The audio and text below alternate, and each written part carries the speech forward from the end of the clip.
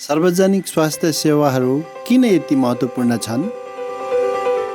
के जनस्वास्थ्य रोग नियन्त्रण र रोकथामको एक महत्त्वपूर्ण भाग हो?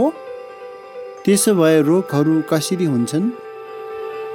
रोगहरू फैलिन 3 तत्त्वहरू चाहिन्छन्: एजेन्ट, होस्ट, वातावरण।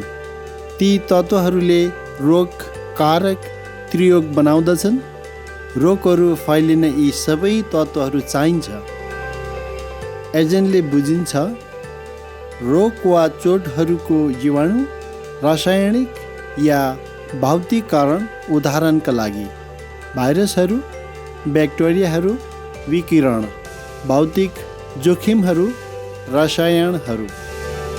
होस्टले के बुझाउँछ भने उदाहरणका लागि रोग लाग्ने मानिस र जनावरहरू, बालबालिकाहरू, छिमेकीहरू, घरपालुवा जनावरहरू, हामी सबै। वातावरणले के बुझाउँछ भने होस्टसम्म पुग्न एजेन्टले वरपरका क्षेत्रहरूबाट सुन्नुपर्छ। उदाहरणका लागि हावा, पानी, खाना, ढाल निकास। यी वातावरणीय कारणहरूले हाम्रो स्वास्थ्यको गुणस्तर योगदान पुर्याउँदछन्। जब प्रकोप हुन्छ, महामारी विज्ञान प्रयोगशाला जनस्वास्थ्य रोग रोक्न सँगै काम गर्दछ। महामारी विरुद्ध होस्ट ध्यान केन्द्रित गर्दछ, सोच्दछ को, कहिले, कहाँ।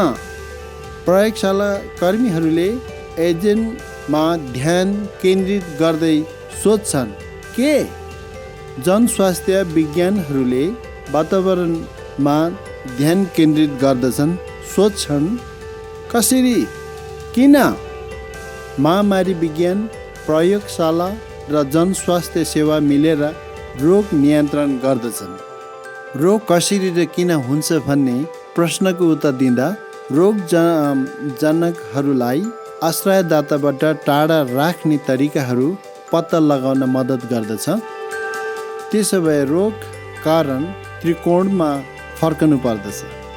महामारी विज्ञान प्रयोगशाला र जनस्वास्थ्य सेवाहरू सँगै काम गर्दछ, रोग कारण त्रिकोण बन्दछ। रोग रोकथाम ढाल जसले एजेन्टहरूलाई वातावरणबाट सारेर होस्टमा पुग्नबाट रोक्दछ। उदाहरणको लागि सल्मोनेला प्राय काँचो कुखुराको मासुमा कीटाणु पाइने कीटाणु हो र यसले मानिसहरूलाई बिरामी बनाउन सक्छ। एउटा परिवार खाना जान बाहिर जान्दछ, वातावरणको कुरा।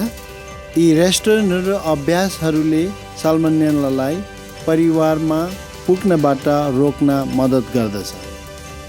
हात धुनुहोस्, कीटाणु प्रहित गर्नुहोस्, पन्जा लगाउनुहोस्।